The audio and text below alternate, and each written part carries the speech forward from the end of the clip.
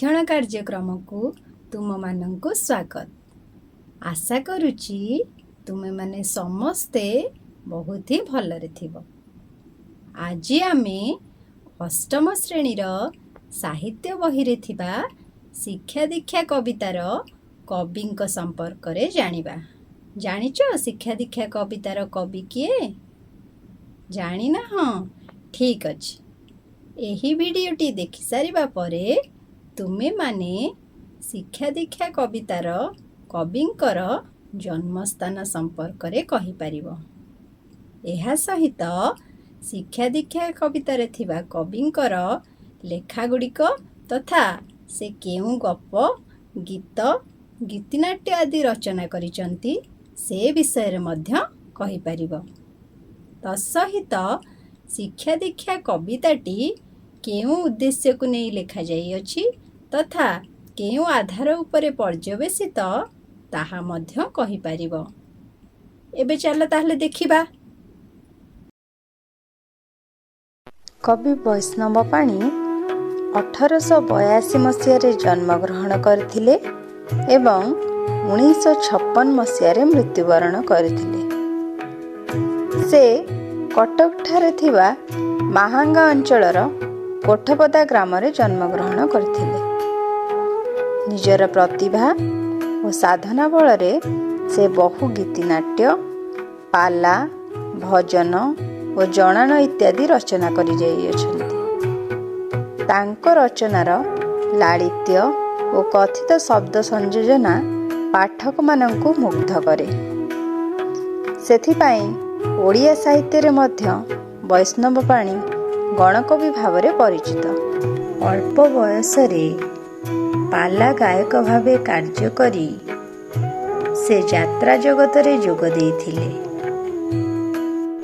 ଜୀବନକାଳ ମଧ୍ୟରେ ଅନେକ ଗୁଡ଼ିଏ ନାଟକ, ସୁଆଙ୍ଗ, ଭଜନ ପ୍ରଭୃତି ମଧ୍ୟ ରଚନା କରିଥିଲେ।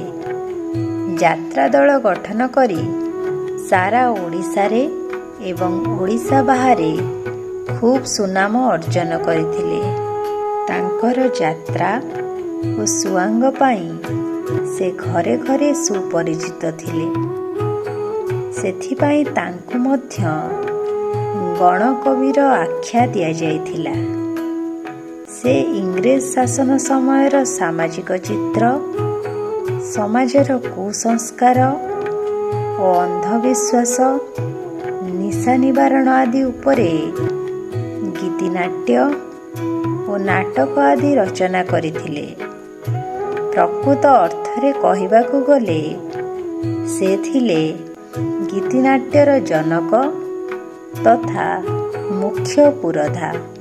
ମେଘନାଦବଧ, ରଙ୍ଗସଭା, କାର୍ତ୍ତବୀର୍ଯ୍ୟ ସଂହାର, ପ୍ରହ୍ଲାଦ ଚରିତ, ରାମ ବନବାସ, କର୍ଣ୍ଣବଧ, ଦକ୍ଷଯଜ୍ଞ ଆଦି ତାଙ୍କର କେତେଗୋଟି ସ୍ମରଣୀୟ ରଚନା ଅଟେ।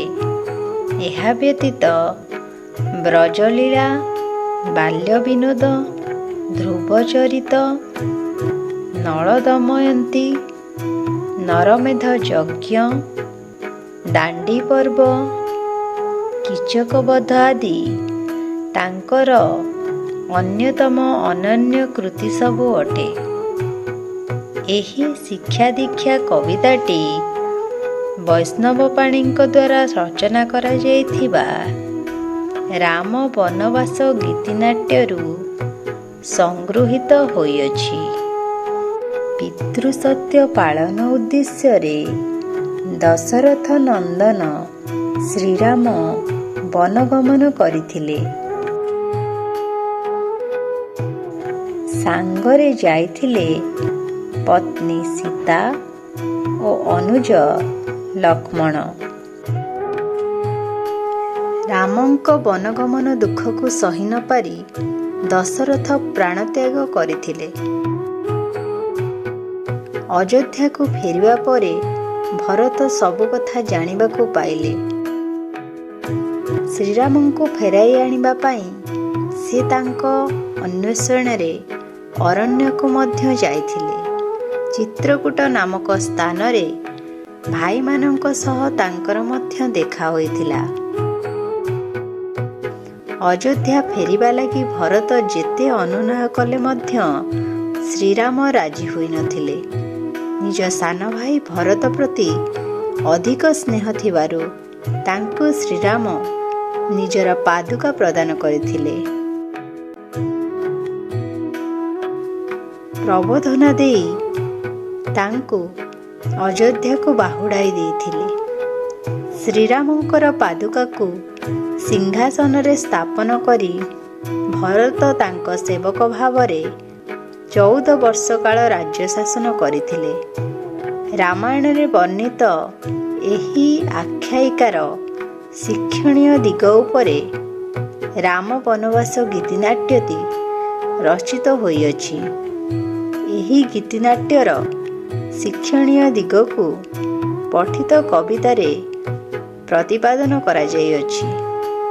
ଏଥିରେ ଭାତୃପ୍ରେମ, ପିତୃଭକ୍ତି, ପତିବ୍ରତା ଧର୍ମ, ଜୀବନରେ ବାଧାବିଘ୍ନକୁ ଗ୍ରହଣ କରିବାର ଇଚ୍ଛା ଶକ୍ତି ଓ ଆଦର୍ଶ ବିଷୟରେ ବର୍ଣ୍ଣନା ମଧ୍ୟ କରାଯାଇଅଛି।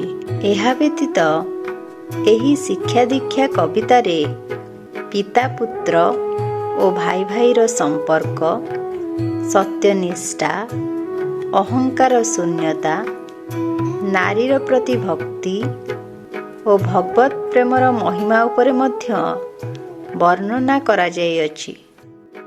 ଆମେ ଆଜି କବି ବୈଷ୍ଣବ ପାଣି ଏବଂ ତାଙ୍କ ରଚିତ ରାମ ବନବାସ ଓ ଶିକ୍ଷା ଦୀକ୍ଷା କବିତା ବିଷୟରେ ବହୁତ କିଛି ଜାଣିଲେ। ଏବେ କହିଲ ଦେଖି, କବି ବୈଷ୍ଣବ ପାଣି କେଉଁ ମସିହାରେ ଜନ୍ମଗ୍ରହଣ କରିଥିଲେ?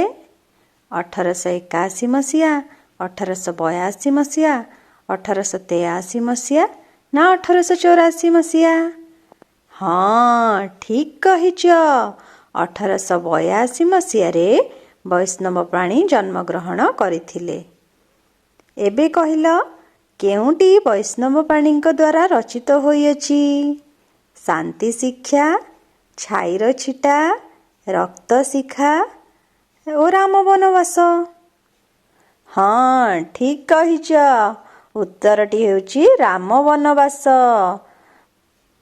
ଏବେ କହିଲ ଦେଖି, ଶିକ୍ଷା ଦୀକ୍ଷା କବିତାରେ କେଉଁ ବିଷୟରେ ବର୍ଣ୍ଣନା କରାଯାଇଅଛି? ସତ୍ୟନିଷ୍ଠା ଓ ଅହଙ୍କାର ଶୂନ୍ୟତା, ଧର୍ମାନ୍ଧତା ଦୂରୀକରଣ, ଗୁରୁ ଶିଷ୍ୟ ସମ୍ପର୍କରେ ନା ବୃକ୍ଷର ମହାନତା ସମ୍ପର୍କରେ? ହଁ, ଠିକ୍ କହିଛ। ଶିକ୍ଷା ଦୀକ୍ଷା କବିତାରେ ସତ୍ୟନିଷ୍ଠା ଓ ଅହଙ୍କାର ଶୂନ୍ୟତା ଉପରେ ବର୍ଣ୍ଣନା କରାଯାଇଅଛି। ଆଚ୍ଛା, ଏବେ 4 ନମ୍ବର ପ୍ରଶ୍ନଟିକୁ ଦେଖିଲ। କବି ବୈଷ୍ଣବ ପାଣି ଓଡ଼ିଆ ସାହିତ୍ୟ ଜଗତରେ କେଉଁ ନାମରେ ପରିଚିତ? ସନ୍ଥ କବି, ଗଣକବି ନା ପ୍ରକୃତି କବି ନା କାନ୍ତ କବି? ହଁ, କବି ବୈଷ୍ଣବ ପାଣି ଓଡ଼ିଆ ସାହିତ୍ୟ ଜଗତରେ ଗଣକବି ଭାବରେ ପରିଚିତ ହୋଇଅଛନ୍ତି। ଏବେ କହିଲ ଦେଖି, ଶିକ୍ଷା ଦୀକ୍ଷା କବିତାଟି କେଉଁ ଗୀତିନାଟ୍ୟରୁ ସଂଗୃହୀତ ହୋଇଅଛି? ଦକ୍ଷଯଜ୍ଞ, ଭୀଷ୍ମ ସରସଜ୍ଜା, କର୍ଣ୍ଣବଧ ନା ରାମ ବନବାସ? ହଁ, ଠିକ୍ କହିଛ। ଶିକ୍ଷା ଦୀକ୍ଷା କବିତାଟି ରାମ ବନବାସ ଗୀତିନାଟ୍ୟରୁ ସଂଗୃହୀତ ହୋଇଅଛି। ଆଚ୍ଛା, ଆଜି ଆମେ ବୈଷ୍ଣବ ପାଣିଙ୍କ ସମ୍ପର୍କରେ ବହୁତ କିଛି ଜାଣିଲେ ଏବଂ ସେ କ'ଣ କ'ଣ ସବୁ ଲେଖିଛନ୍ତି ଜାଣିଲେ ଏବଂ ଶିକ୍ଷା ଦୀକ୍ଷା କବିତାଟି କେଉଁ ଉପରେ ଆଧାରିତ ହୋଇଅଛି ତାହା ମଧ୍ୟ ଜାଣିଲେ। ଆଜି ପାଇଁ ଏତିକି।